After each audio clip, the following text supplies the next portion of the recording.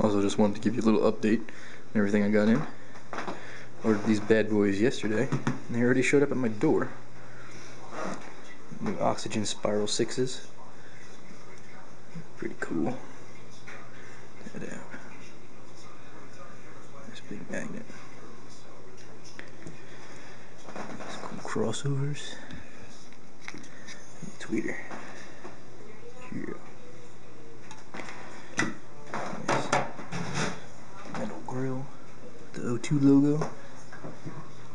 So everything else I got. Bunch of A&L fuses. Finally got my punchy Q remote for my 1500 fuse holder. So thanks for the second battery. And that's my phone going.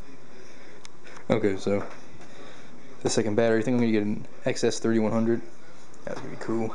And I picked up this thing on eBay. This little VU meter. It's got temperature, which I don't think actually does anything, but 2 VU meters and voltmeter. It's gonna go right under my radio on the dash.